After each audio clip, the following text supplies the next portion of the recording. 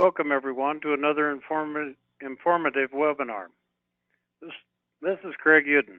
I'm a cattleman from South Central Nebraska, and I am the immediate past president of the National Cattlemen's Beef Association. I'm pleased to welcome you tonight to the second webinar in a series focused on genetic selection that we are proud to be partnering on with the E-Beef Cattle Genetics team. As a participant, your line will be muted, but feel free to type in a question in the question box on your screen, and at the end of the presentations, the team will answer as many as time will allow. If you're having trouble with your technology, or if you're joining us only on the audio portion, the webinar is being recorded and will be available for viewing in a few days at ncba.org. The webinar tonight, Show Me the Money, are there EPDs for profit? Will be led by Dr. Dare Bullock, Extension Professor at the University of Kentucky, and Dr. Jared Decker, Assistant Professor and Beef Genetics Extension Specialist at the University of Missouri. And I believe we'll start off tonight with Dr. Bullock. Thank you, Craig. I appreciate it. And I'll take over here, and believe me, folks, you'll get to hear from Dr. Decker towards the end of this. So my name is Dare Bullock. I am at the University of Kentucky and Extension Professor, and also teach the Beef Cattle Science class here at UK.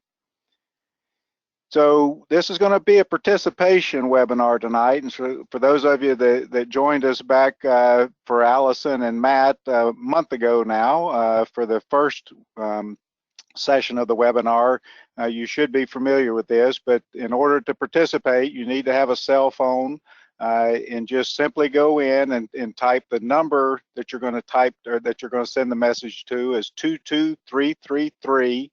And just send the simple text message of EPDs in small letters. And once you've done that, it should log you in, and you only have to do it the first time, and then you should be logged in, and you'll be able to answer all the questions that we asked this evening. And you'll get a message once you've done it properly. You'll get that message that you've joined the meeting sessions.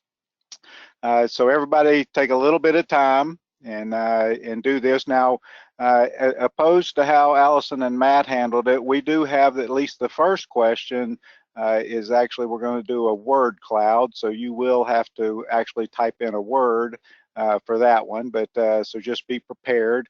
We're not going to criticize you if you spell anything wrong, and we won't know which of you did it anyway. So take some time to log in on your phones now, if you would. We'll show you when we get to it, but there is a method for doing it on the computer as well, but we found that most people have the greatest success by using their text messaging. All right, I'm going to kind of take it slow, but head on here. Here's the first question that we're going to ask, and there's a little bit of instructions there for you, is what is the most important trait in beef cattle production? Now, before you answer, be aware that if you answer a question such as, if you want to answer weaning weight, just type weaning, don't include weight, because it separates the two words, and so we're going to have a lot of weight in there if people do that. So whatever trait, just narrow it down to one word that best describes it, and type that in and enter, or send that text word of what the best is. And so you won't see results until we get enough answers that we feel like it'll do some justice, and then we'll show you how you have answered the question. And for those of you that are a little slower, keep typing away even once we've shown you that, because it will continue to tally the results all the way through. So give you guys a little bit of time. I know it takes some effort. If you're like me, I'm slightly technology challenged, so it would take me a little while. Now, Dr. Decker, on the other hand, is very good at technologies, and so he would have answered a long time ago by now.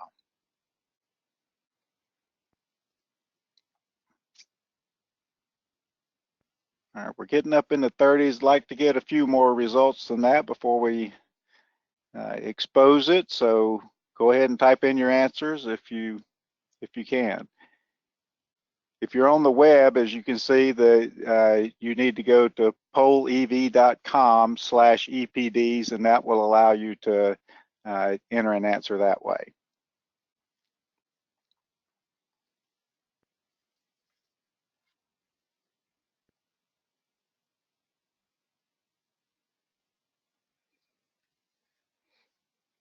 Okay, I'm going to go ahead and advance.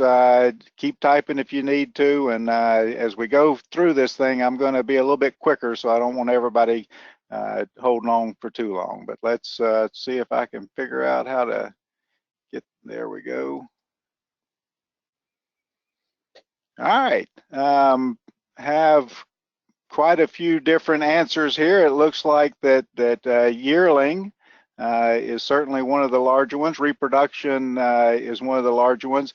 If you look at this word cloud, you might think a little bit about this being a selection index. Now, I know we haven't gone over it yet, but what we're trying to do with a selection index is decide which traits are important to us, and they get more weighting, a value, and all the way down to traits that have lesser value to us, which have a smaller weighting.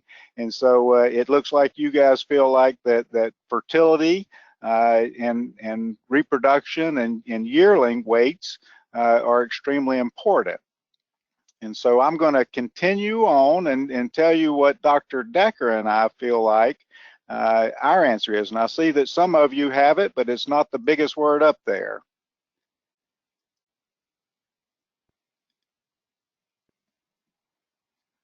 Sometimes this thing's a little slow.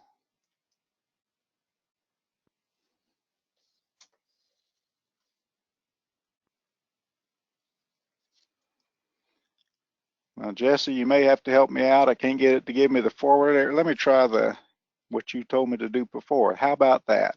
Hit the down button. Okay, so Jared and I, we feel like that when you get right down to it, all those traits are important, but really what we're after in the long run is profit. And I think most cattlemen would agree that the end result is profit, although we may have different methods of how we want to reach that end goal, that is at least a worthy end goal and has to be part of the equation for most of us in the cattle business.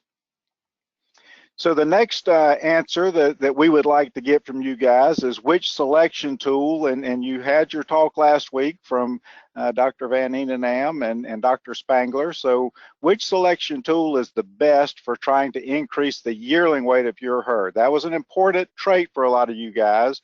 So what is the best method for trying to achieve increasing yearling weight in your herd? If you think it's A, all you have to do is text the letter A. If you think it's adjusted yearling weight. If you think it's yearling weight EPD, then text B. If you think it's dollar wean, text C. If you think it's dollar beef, text D. So which of those is likely to give us the best increase in yearling weight?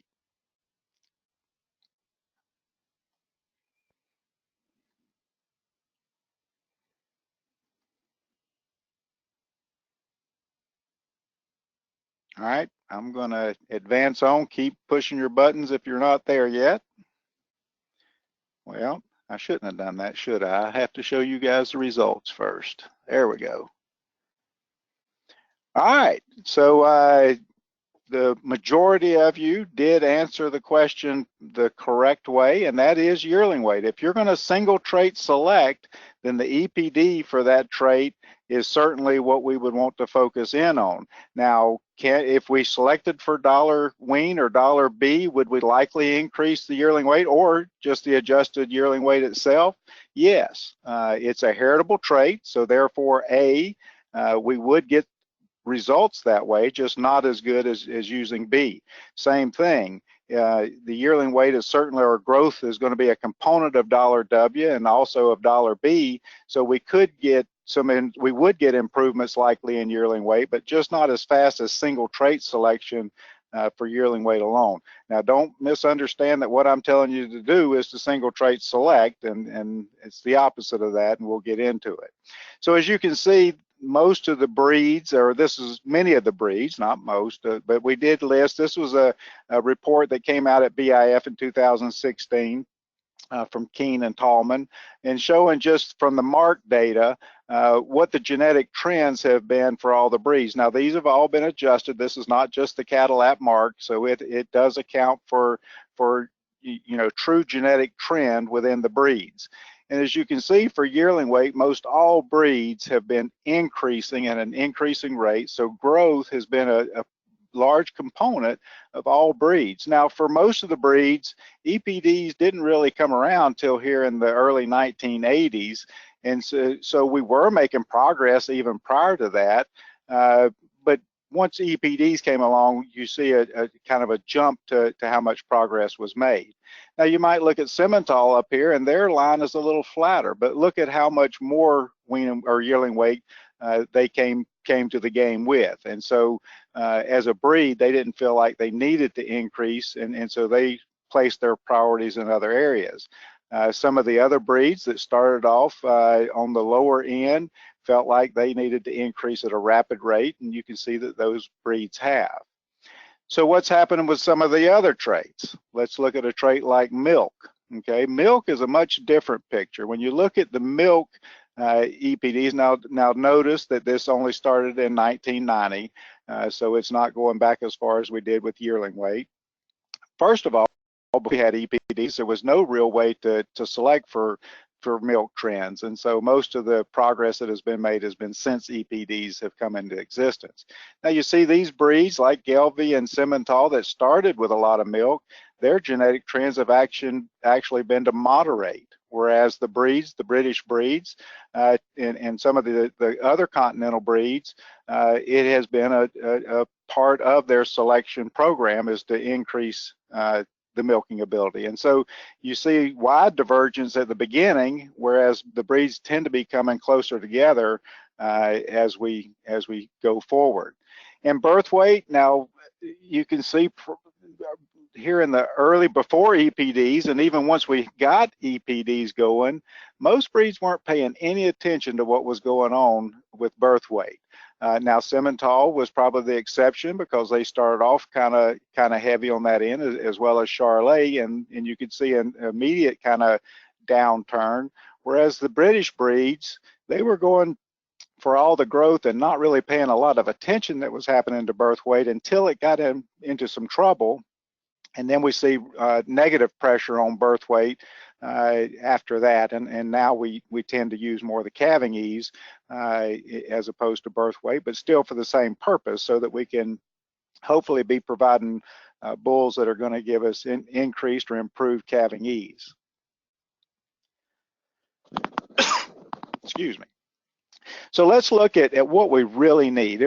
We really, if you think about it, when you go to buy a bull, there's a such thing as too little information, and there really is a such thing as too much information. And so what's right? What do you need to be able to properly select your next bull going into your herd?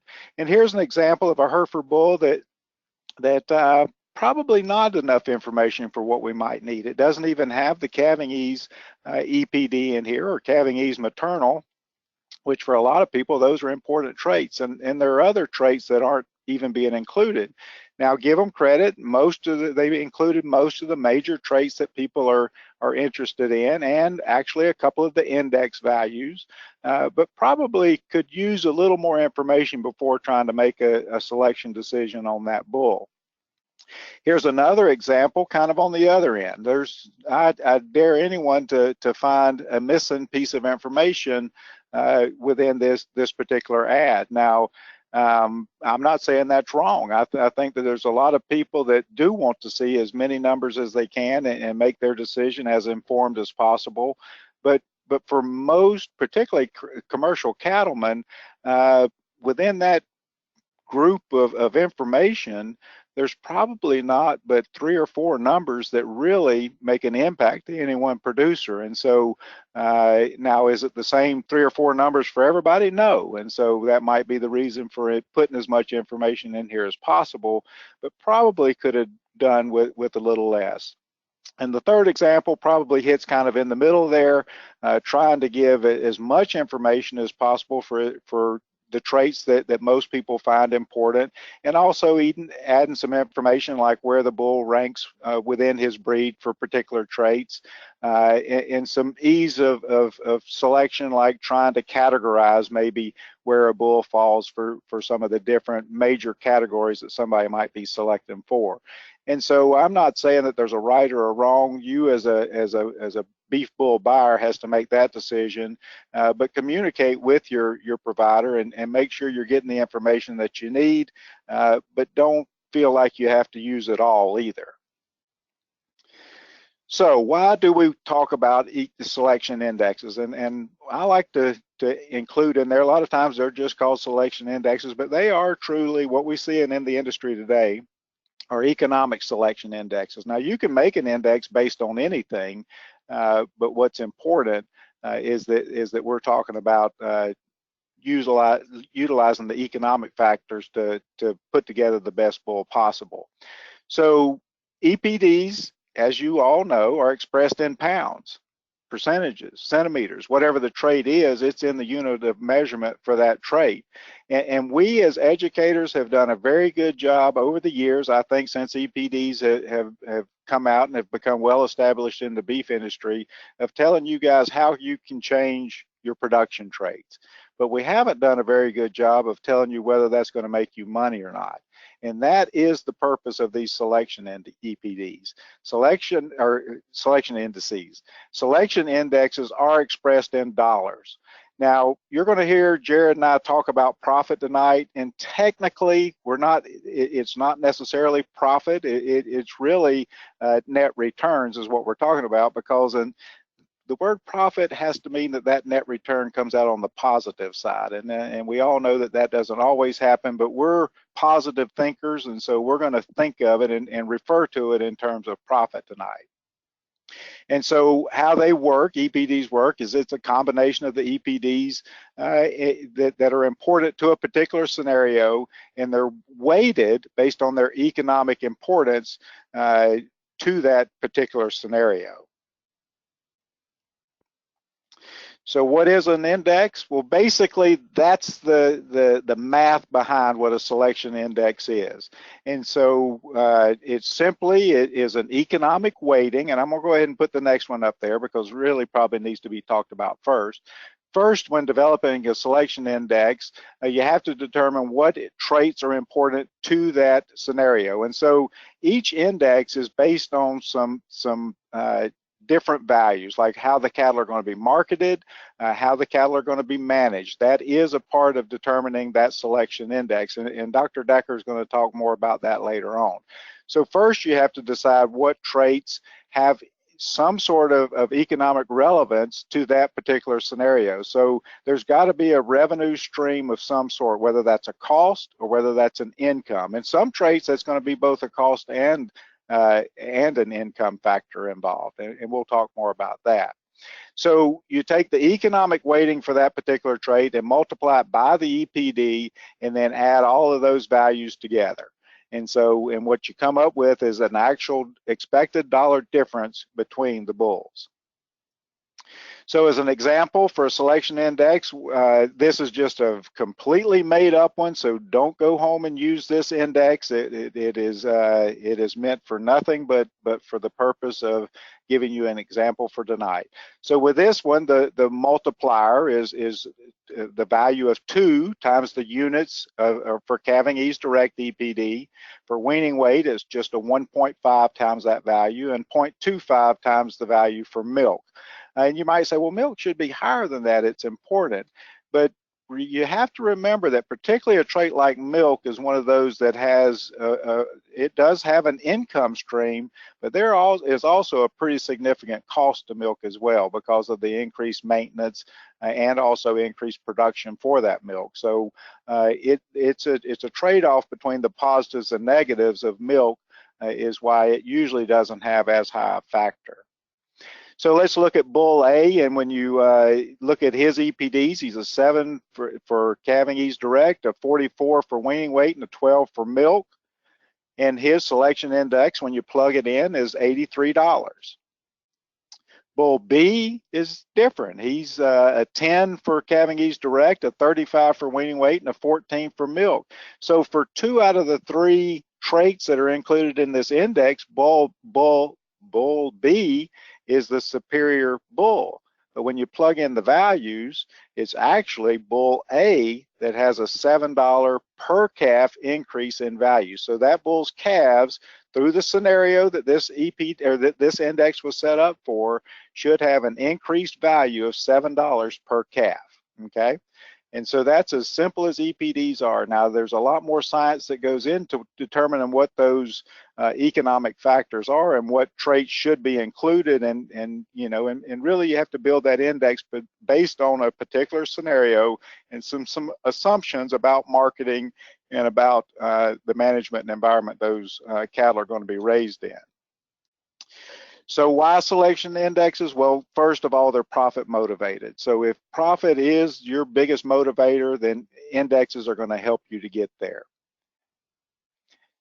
So I want to make sure, though, that we all understand what profit means. And I do this for my class that I teach as well, and I'm hoping you guys that are cattlemen and dependent on this little equation know it better than my class does, because they fail dismally a lot of times. So if you think that profit equals income or revenue generation, press or text A.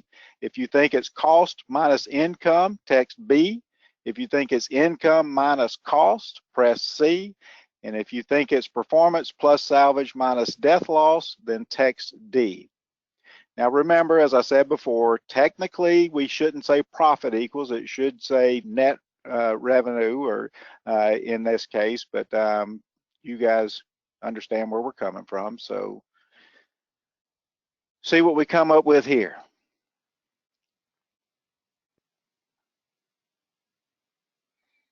All right, I'm going to advance it, and you guys keep plugging though. Okay, as I expected, you guys were on the ball, and the majority of you by far realize that profit equals income minus cost. Okay, and so that's a simple concept, but it's not always hard to come at. I think we're really good at recognizing those traits that we have the income generation from, and we do a much poorer job of realizing where the costs are coming from or how we can evaluate that. And that's where the selection index helps us out. So besides just being profit motivated, we also are able to use selection index to help us to meet our breeding objectives. Now, this was talked about some in last month, but breeding objectives, that's just setting your goals for particular traits within your breeding program. And so if you have the proper index selected, it's going to drive you towards improving those traits that are within your breeding objectives. It also, we emphasize multi-trait selection all the time. We never need to be single trait selecting, and so having those multiple traits in there helps us out with multi-trait selection as well. So what traits, currently, if we look, because we tend in the cattle business to focus on a trait and kind of run off. I remember when I was young and in college, frame score was the big one, and everybody was chasing frame score as hard as they could go. And we made them pretty dadgum big. And so what do you think might be the trait today that's happening with? Now, that wasn't supposed to be shown yet, so you guys keep going. So what trait do you think might be overemphasized today? Do you think birth weight, weaning weight, milk, carcass weight, marbling, or none of these?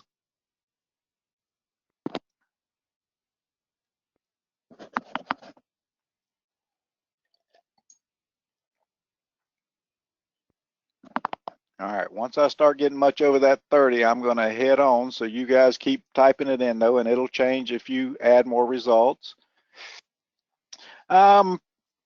Most of you are saying birth weight. There's a few that are saying weaning weight. And I tell you, and I think that you guys will agree with me, I think it probably is fairly breed dependent, right? It would be important to know which breed each of your perspective is coming from to realize which one. But the birth weight thing, and like I said, we would recommend as specialists that you guys be using calving ease to start with, and to me that kind of eliminates that. But particularly when people were just using birth weight and calving ease direct was not either an EPD that was available, then we tended to I think we were going really hard that way. Now, using calving ease direct, we don't get there quite as fast. I think in some breeds that the milk EPD is really being pushed really hard, and I'm afraid for some environments we don't realize what cost that's coming at maybe. But I think we can definitely, and depending on the breed, these values might be a little bit differently, but I think all of us recognize that we can go too far too hard sometimes. So we need to be multi-trait selecting and putting everything in perspective, and that's what selection indices help us to do, and they are simple. It's simple to use that single number. So I just wanted another question to ask you. Here's a set of bulls from the Angus sire summary from 2016 that shows where the bulls, when you look at a comparison of their marbling EPD to their carcass weight EPD. So every circle is where that bull falls on this chart. Now there's green lines. The one that's horizontal, that's showing you above that means they were in the top 25% for marbling.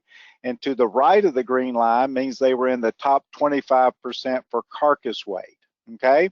And what we realize, if you're not using an index, then if somebody was trying to improve the carcass traits, then they would probably using some sort of these two values to help them to determine what bull to buy. So the question I'm going to ask you on the next slide, but I want you to think about it looking at this one, in which quadrant do you think the bull came from that had the highest $B value? Now I'm going to show you which ones were in the top 5% for $B, and we're going to identify which single bull was the highest for $B. So which quadrant do you think that bull resides in? The top left, the top right, bottom left, or bottom right? So when I advance this slide, then answer that or text in your answer. If you think it's top left, text A, top right, B. Well, it keeps supposed to be hidden, but it's not when it goes, okay? So keep going, top left, top right, bottom left, or bottom right.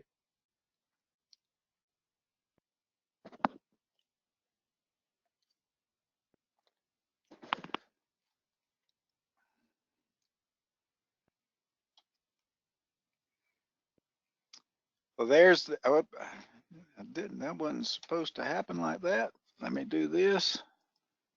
There we go. So top right, and I'm gonna, you guys are spot on for where you should have guessed that answer.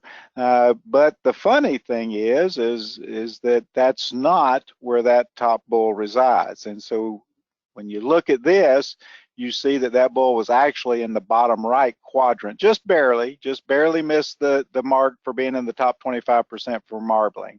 Now, when you look at this, look where most of the bulls that were in the top 5% or $B are residing. I think that you'll see that there's a pretty strong emphasis for carcass weight in that $B value, because almost all the bulls in the top 5% are in the top 25% for carcass weight. Whereas you can see there's a lot of bulls that are in the top 5% for $B that weren't in the top 25% for marbling. So it just shows you it's hard to do a perfect job by using the truncation method. So do they work? And I got to get moving here, so Dr. Decker has his appropriate time.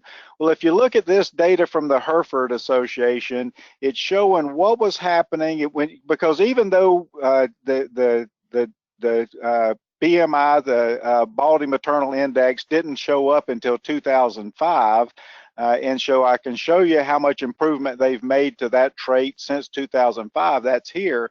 We can actually go back and back calculate what the trend was for that selection index even prior to having that index. So in other words, here's what was happening when the producers were trying to make decisions based on just using a group of EPDs to make a decision. Here they were able to, if they chose to, use the selection index to make their changes. And as you can see, the slope definitely changes before having the index and then after the index was introduced. So that I could leave right now and you guys would believe me that it just works without fail. But I decided to look at the same thing for Angus and $B, and we didn't get the same results. Prior to the introduction of selection index in 2004, people were able to make pretty good improvement to the $B by just using the individual EPDs. And then we see the introduction of the $B index, and we actually did a poorer job of improving $B. I don't think that's the whole picture though, so I want to point one other thing out to you. And most of you that are at least familiar with Angus know what happened around 2004. That was when we started seeing the lethal recessive alleles come out and start being published, and we had to do this is what I call the purge period, where a lot of very good, the families that had these lethals were also very strong $B families. And so these cattle were leaving the herds. In talking with the Angus folks, they felt it was about a 6-year period where a lot of these good genetics for $B were being removed. Once they were kind of removed, then we see that actually, so I think it's fair to compare this line post-purge, what was happening with $B, versus prior to having the index available, and you can see that there was a dramatic difference in the slope improvement since that time.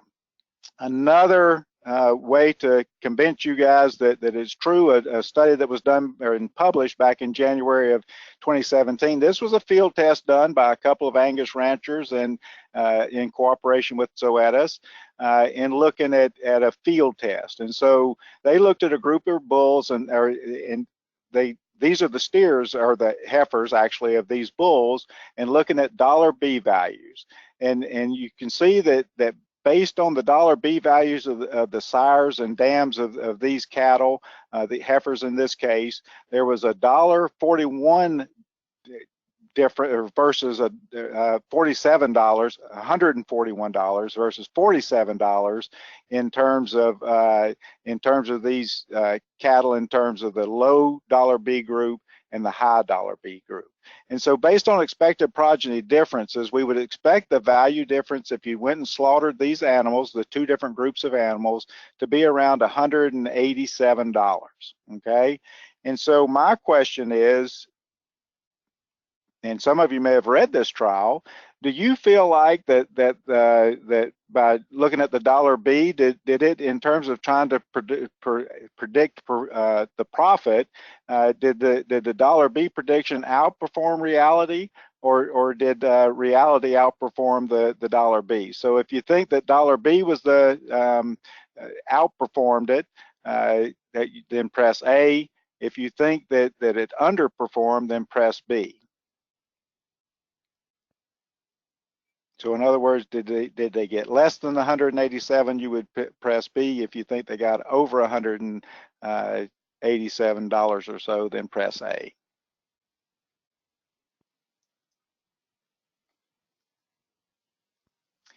So profit outperformed the $B prediction, and that is correct. It actually did.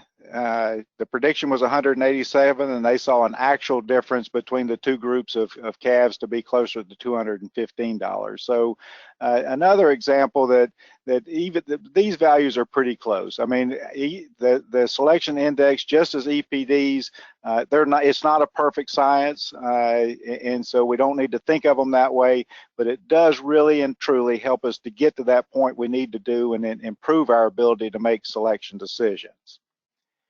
And with that, I'm going to turn it over to Dr. Jared Decker. And as Craig told you earlier, he's an assistant professor there at the University of Missouri, and he's going to carry us on out, and then we'll both be available to answer questions at the end.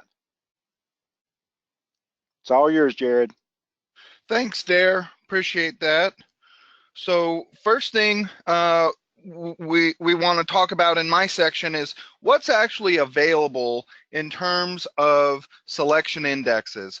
And so the way I like to think about it is they come basically in 3 different flavors. We have a terminal index, a weaning or a replacement female index, and then what we call an all-purpose index. We're going to start with that terminal index, and in this scenario, what we're trying to describe here is a production system in which 100% of that calf crop is going to go to market. So 100% of that calf crop is going to go towards beef. So in this scenario, we're not developing any heifers into replacement females out of those bulls that we would use in that terminal index. So as you would imagine, most of the traits in these terminal indexes are reflected in growth, intake, and carcass quality traits, okay? So we've got the $B index. It's just a combination of $F and $G, so you can see that over here. We've got the feedlot traits. We've got the grid traits. We combine those together, we get $beef, okay? One of the things to keep in mind is, especially if you're selecting a bull for heifers, many of these terminal indexes don't put any sort of weighting on calving ease. So if you're looking at a bull to use on heifers, you may want to go in and set a criteria for calving ease, and then once the bulls that pass that calving ease cutoff, select within those based on the $B or another terminal index. One of the other important improvements that we've seen recently in terminal indexes is the inclusion of feed intake. So as we started developing indexes, a lot of times we had really well described the revenue side of the equation, a lot about the production. We had done less in terms of trying to predict EPDs for the cost side of the equation. So as we've had EPDs developed for feed intake, since that is a cost, we started including those in the terminal indexes. This is the traits that go into terminal indexes for some of the other breeds. Note here, Method Genetics, a company that does genetic predictions for commercial cattle. They have a terminal index as well.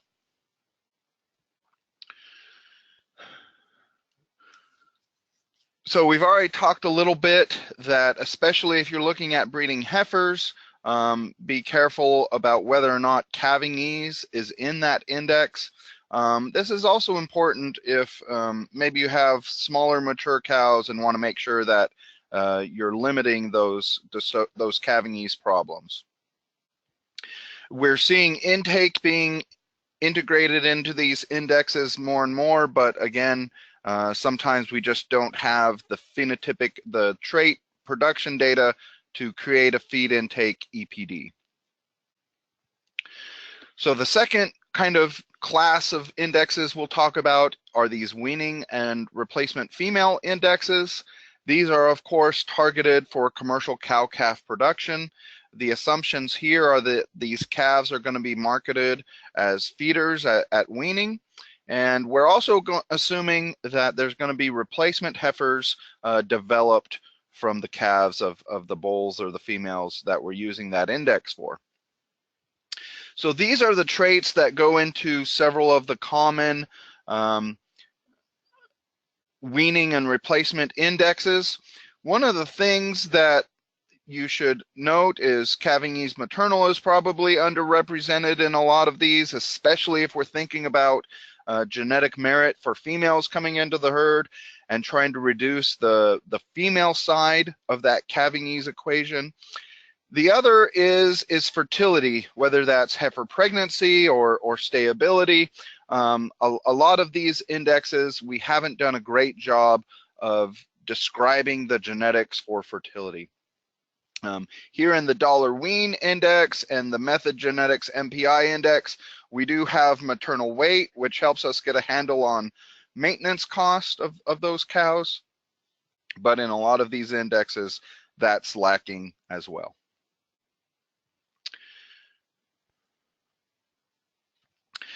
So a lot of times calving ease will be considered in these, but again, if you're looking at using a bulls on heifers, you'll probably want to set an independent level for those calving ease to really make sure you're identifying a calving ease sire. Again, we've just done a poor job as an industry of really describing those reproductive traits, and that's an area that a lot of people are focused on improving through research and development efforts as we move forward. Again, limited influence on cow maintenance, limited influence of calving ease maternal in those indexes, and so just some things to watch out for. Really, I think in a lot of situations, an all-purpose index is probably going to be the best index and the most completely described index in terms of profitability, especially as we think about developing a reputation for cattle that are going to perform in the feedlot and on the rail. And the way I like to think about an all-purpose index is we're really talking about conception all the way through slaughter. These all-purpose indexes, what differentiates them from a lot of the terminal indexes is we are assuming that we're going to retain replacement females out of these matings. So here's some of the all-purpose index that were in use by the beef industry. Mike McNeil developed a lot of these, and so you can see that they run the gamut and incorporate most of the traits that we have in our EPD predictions. And so these just really do a great job, in my opinion, of describing what the profit outcomes are going to be for these cattle herds, especially as we think about consumer demand. You know, that's a lot what's boosted up and kept cattle prices high recently is that consumer demand, and why we include carcass traits and carcass quality in these all-purpose indexes. We see increased influence of fertility and increased incorporation of fertility traits into these all-purpose indexes. We also see increased inclusion of feed efficiency and other measures to try to get a handle on maintenance cost of these females. So again, calving ease emphasis can vary. Again, watch for that as you're looking for a calving ease bull. As an industry, we still continue to work on that feed efficiency and feed intake. There's probably even less information about how feed intake is being influenced in the mature cow herd on pasture and on forage. Several breeds are working on getting a better handle on those cow maintenance costs. We've seen the Semitol Association have their cow herd roundup where they're giving significant discounts on DNA testing as breeders report in mature weight information on those cows. Again, reproductive traits is just something we haven't done a great job predicting, but whole herd reporting has really helped us get to a point that we can have predictions on those reproductive traits. So let's talk about implementing an index in your herd or in your breed. You really have to think about, okay, what is my management system? Am I using a terminal system? Am I buying replacement females? Am I developing my own replacement females? What am I doing in terms of marketing my cattle? What environmental constraints may I have? Am I in a very lush environment where I can have a little more maintenance cost or milk or those type of things, or am I in a more challenging environment where I maybe need to put some restrictions on that? You also need to think about what is your breeding objective, what are you trying to accomplish with your herd, and then identify the selection index that best matches those breeding objectives. And as we'll talk about here in a minute, that selection index does not need to be a mirror image of your breeding objectives. even if it varies from your specific breeding objectives, it's really going to help you do a good job of ranking those cattle, especially simplifying those ranking decisions. So we talked about $W in terms of it being a replacement weaning index. We talked about $B about its being a terminal index. And so now the question that we have for you all is, what is the relatedness, or what is the correlation between $W values for a large group of bulls and $B values for a large group of bulls? So text in your response, say whether or not that correlation, that relationship is low, moderate, or high. And let's get those responses in up to north of 30, and then I'll show you all the poll. Okay. All right, so as you all voted, you expect that relationship between those two indexes to be moderate. And that's I think that's a pretty intuitive answer. If we actually look at the data, that relationship, so dollar weaning, it's going to be looking at birth weight, weaning weight, milk, and mature size. Dollar beef is going to be looking at weaning weight, yearling weight, feed intake, carcass weight, quality, and yield. So there's a lot of traits in common between those. So the correlation between those two is 52%. So we would call that a moderate correlation. The ranking between those two is not going to be identical, but there is going to be a lot of similarity in ranking cattle with those two indexes. This is just a graphical description of what we've been talking about, that relationship between $W and $beef. So we have $W here on the vertical axis, on the horizontal axis, excuse me, and $B here on the vertical axis. This red circle here is the breed average for $W and the breed average for $beef. And so you'll see that most of those bulls are pretty close to that slope, that line going through those two, and that correlation of 52% there. But there are some bulls that are real outliers. So this bull here is negative for $W and very high for $B.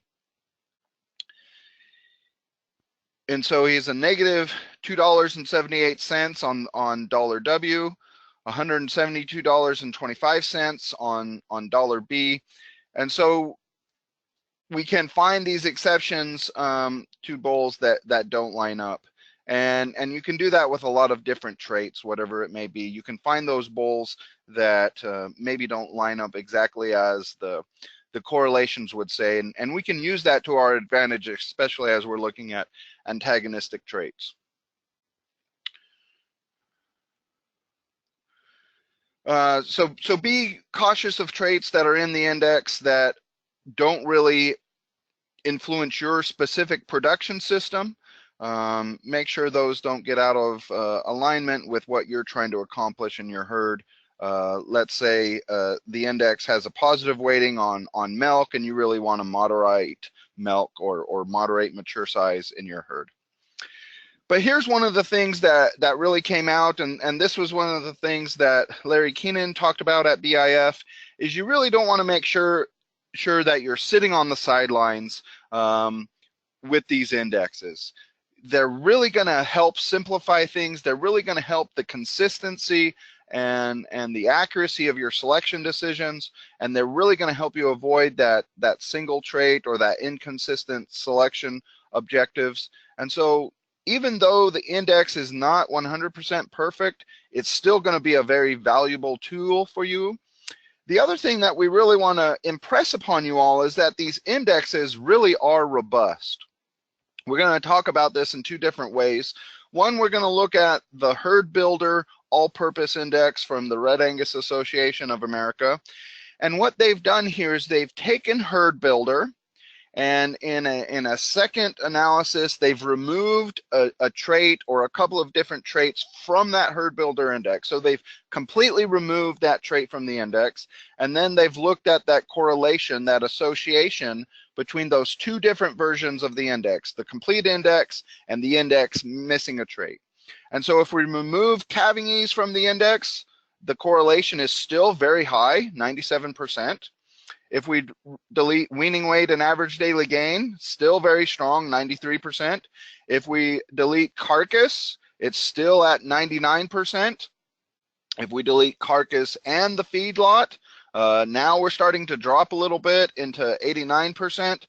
The big driver of profitability in a cow herd and in a situation where we're keeping replacement females is going to be that stayability. So that's a cow entering the herd and staying in the herd for a matter of time so that we can recoup our cost on developing that female.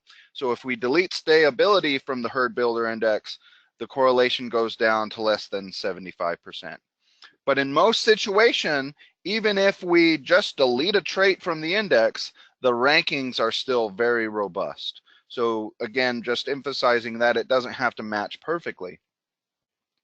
Matt Spangler's group developed some indexes for the Beefmaster Association. And what they did to test how robust those indexes were is they moved the genetic correlations around. So if the genetic correlation was a 0.66, they tested an index where the genetic correlation was a 0.86 and a genetic correlation where that genetic correlation in the index was 0.46, and so on with changing that by 0.4. They also switched up the economic values, the assumptions of those economic values, and increased it by 50% and decreased it by 50%. The last thing they did specific to the terminal index is they looked at if we were doing a calf-fed system where we wean those calves and we directly start feeding them versus a yearling system where we're going to do some backgrounding on those calves. So that terminal index, the efficiency of the index was high, greater than 0.94. Because heart carcass weight is such a large economic driver, it is sensitive to changes in heart carcass weight. And so if we adjusted or messed with heart carcass weight genetic correlations and the assumptions of heart carcass weight, that efficiency could drop down to 0.23 and the high end would be 0.97. It's robust to most of those economic values. Again, that heart carcass weight is driving so much of that terminal index that it is a little bit less efficient when we start making changes to heart carcass weight. It's very robust to changes whether we're doing a calf-fed system versus a yearling-fed system. On the maternal end, these tend to be a little bit more sensitive to our assumptions. But typically, as we change the assumptions about those traits, the efficiency of the index is going to be over 0.73. Mature cow weight had a really big influence in that Beefmaster index, where the efficiency could really get poor if we had those mature cow weight assumptions wrong. It was also a little more sensitive to the economic values, with the biggest changes being to weaning weight direct and mature cow weight. So how can you successfully use an economic index in your operation?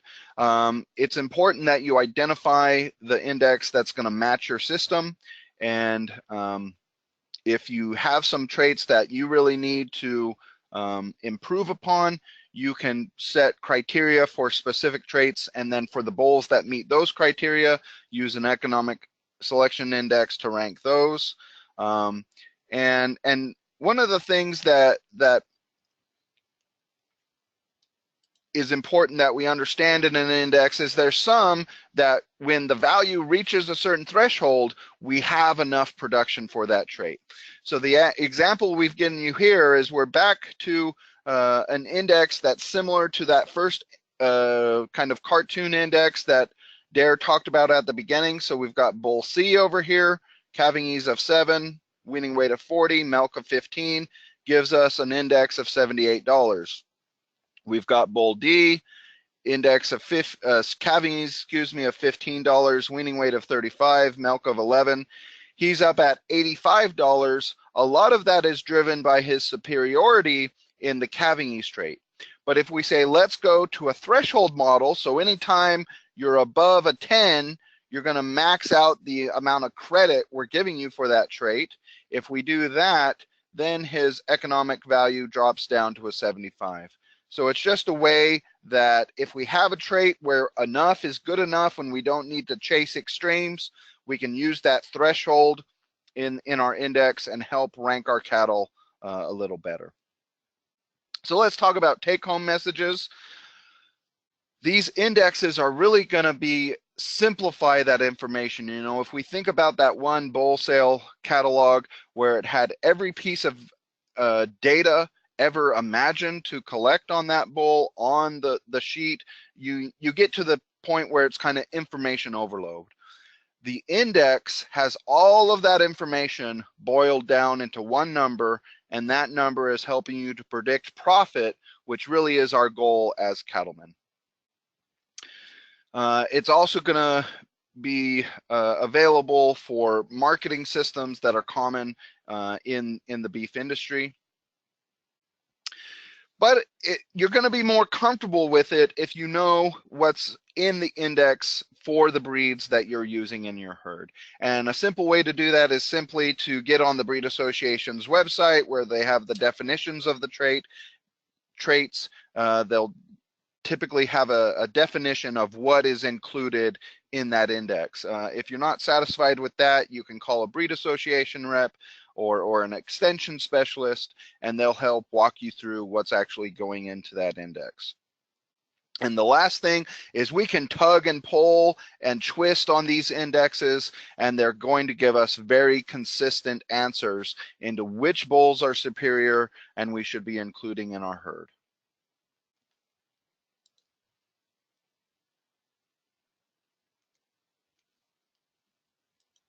Okay, thank you.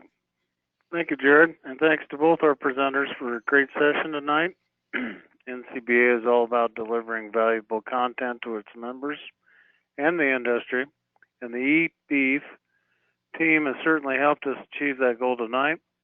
As we move into our question and answer session, I want to take a moment to reflect on the recent NCBA Cattlemen's College held in Phoenix, Arizona.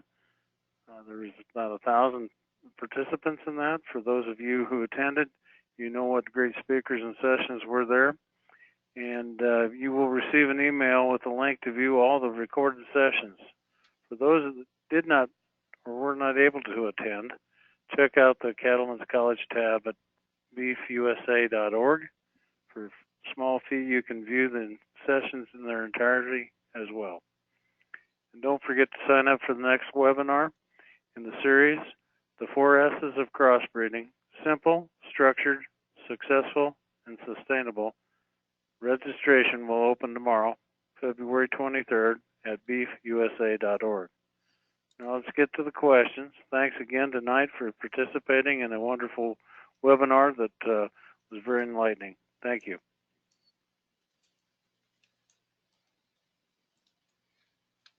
Thank you, Craig.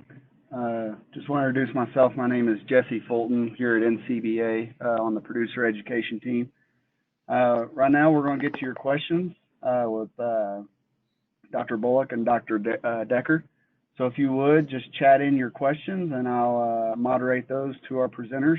So let's get to it. One of the first questions I have here is, with the selection for terminal trait, $B, how do we compensate for the bigger cows correlated with carcass weight, and as a result, we must run fewer cows on our ranches?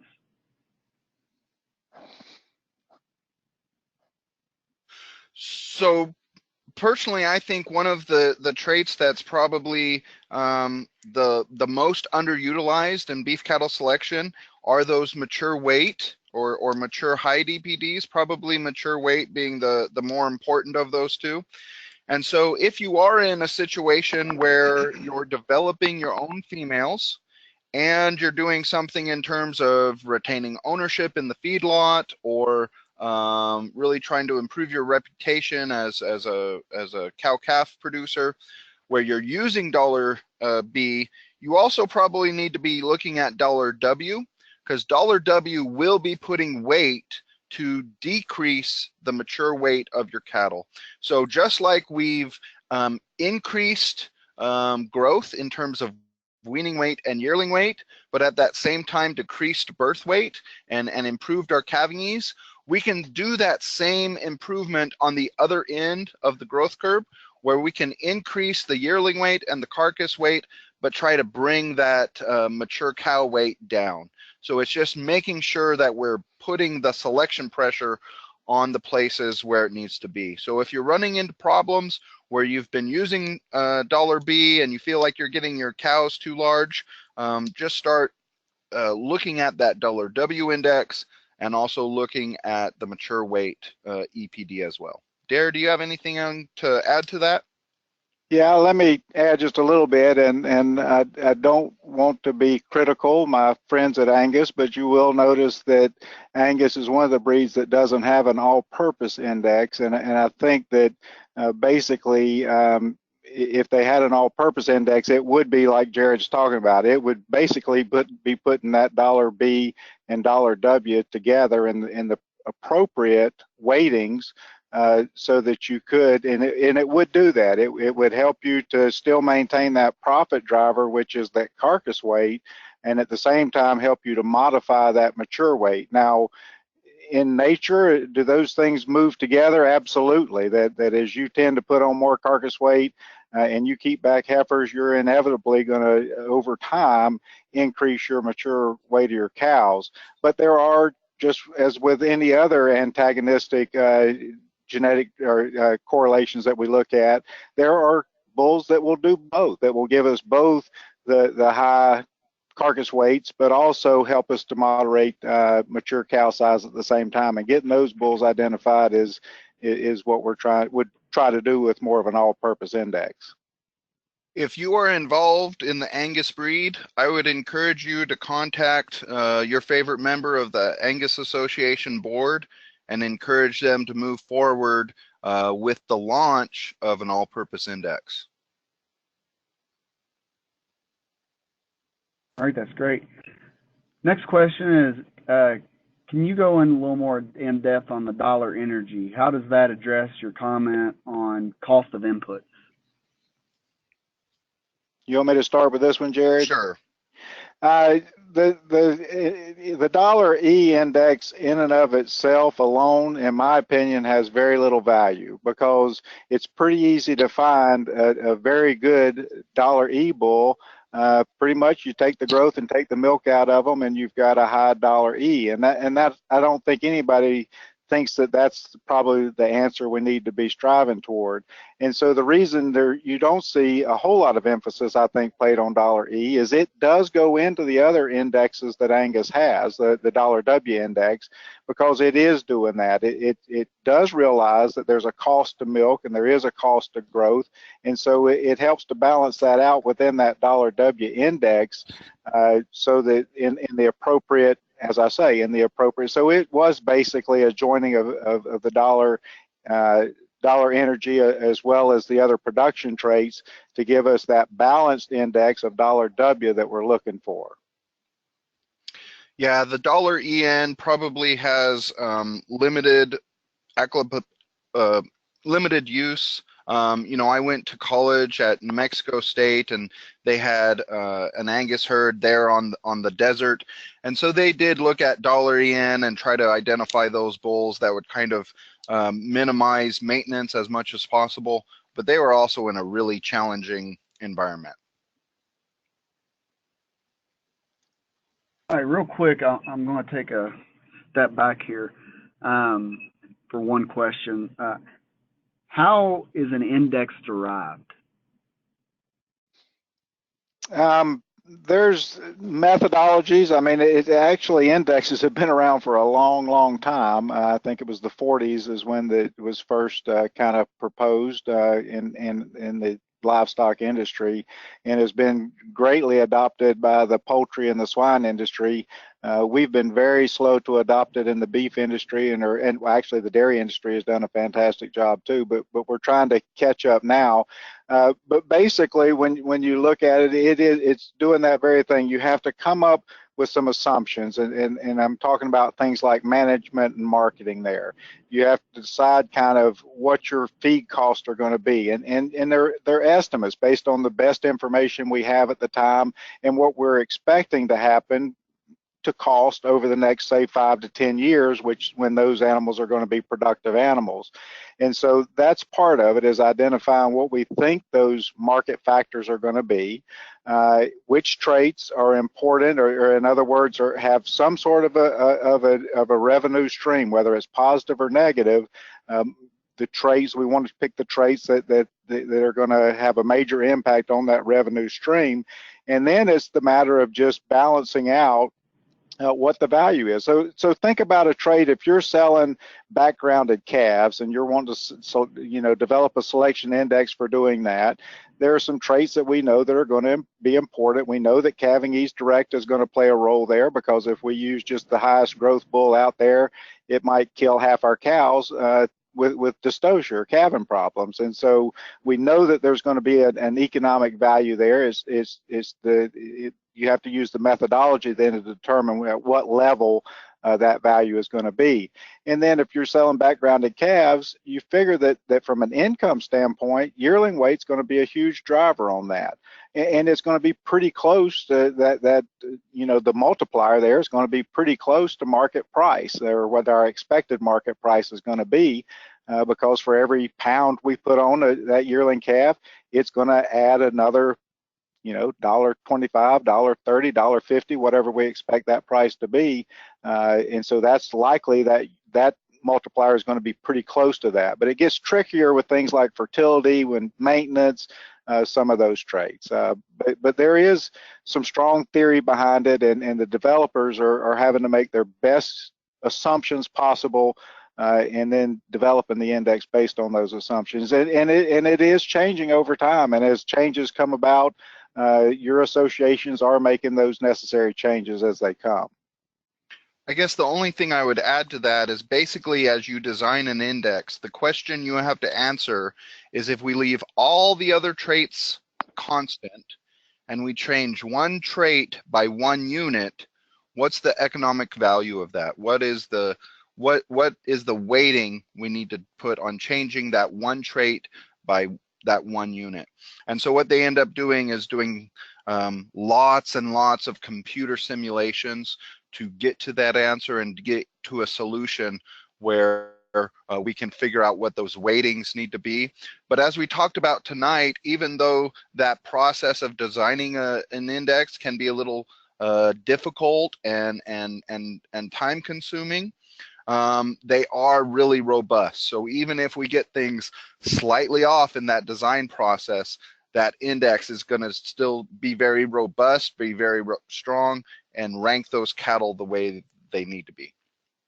And Jared just said it, but just to make sure everybody understands what robustness means, it means that as you go from one index to the other, the rank of those bulls, how they rank based on that index value, changes very little.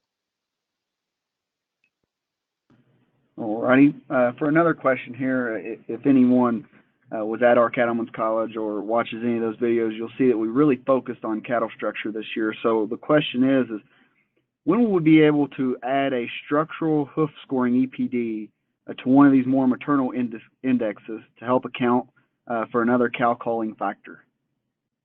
That's such a softball question. I'm going to let Jared handle this one. So Angus Association just announced during that Cattlemen's Convention that they were launching a research, that they had published a research EPD on foot score. Bob Weber at Kansas State gave us an update this fall about some work he was doing with Red Angus Association, looking not only at foot score, but at shoulder angle and overall conformation and pastern set and lots of different traits. So that research is being done. It's with any EPD or any genetic prediction that we want to do, the first step, the main key is breeders and producers need to be turning data into a breed association.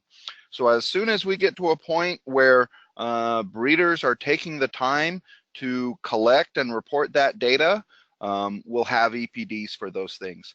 It's not something that can't be done. The dairy industry has been doing it for years and years now, for decades probably. So it's just getting to a point where we turn that data into a breed association, get it analyzed, get an EPD reported. And I agree with Jared, but that's just the first step, I think, of what the question was. And my hard part of that question, Jared, you avoided, you wanted me to follow up on, I guess. And that's how to get it incorporated into the index. And I think, you know, talking about the dairy industry, I think that's been one of the biggest struggles that they had getting incorporated, was finding what that true economic value is when you're starting to look at hoof set and things like that.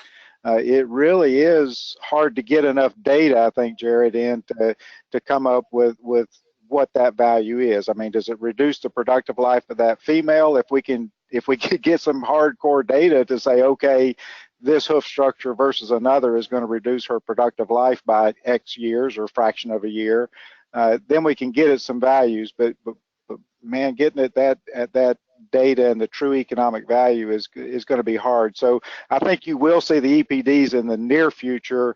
Getting them into the index is probably going to take a little more time, I would suspect. All righty. One other question. This one's a little different. It's for those that are you know, part of the grass finishing operations. If I was finishing cattle on grass, which selection index would be optimal for me to pay attention to? Yeah, so my answer to that would be you're probably going to be looking at either an all-purpose index or a terminal index, because basically all you've changed is the production scenario. So instead of finishing in a feedlot, you're now finishing on grass. You know, I don't think I have any data to back this up or anything like that, but you know, I think maybe you would also be wanting to look at a situation where those cattle were hitting their mature size a little sooner.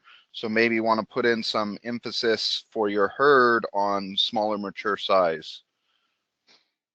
Yeah, I agree with what Jared's saying. You probably need to be just a little bit careful, because I think that based on my limited knowledge of this, the grass-fed industry is looking for a little bit smaller carcass weight, and you have to realize that most of those, either the terminal or the all-purpose, the carcass weight are pretty big, substantial parts of those indexes. So, Jared, I'd be interested in your opinion. We haven't pre-discussed this or anything.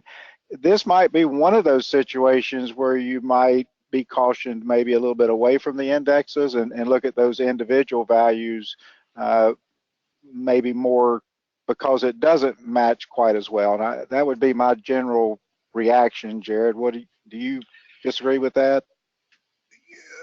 So Mike McNeil several years ago did an analysis where he created an index for North American Angus, and he created an index for South African Angus. And the big difference between, well, the difference that he tells me about in those two different production systems is here in the United States, we take a steer carcass and we hang it up on the rail.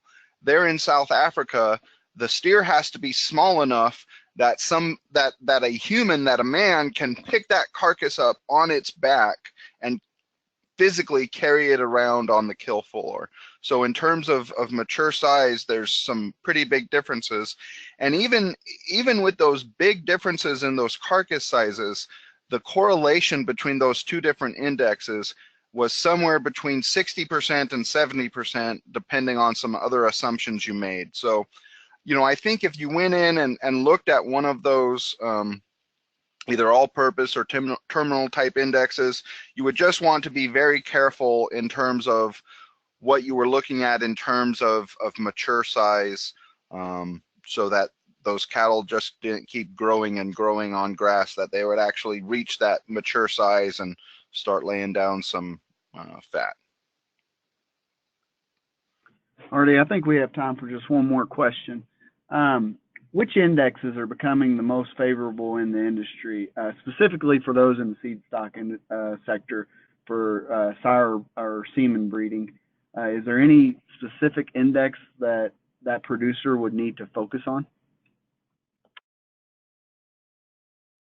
This was seed stock, so my answer would be whatever index your customers need to use.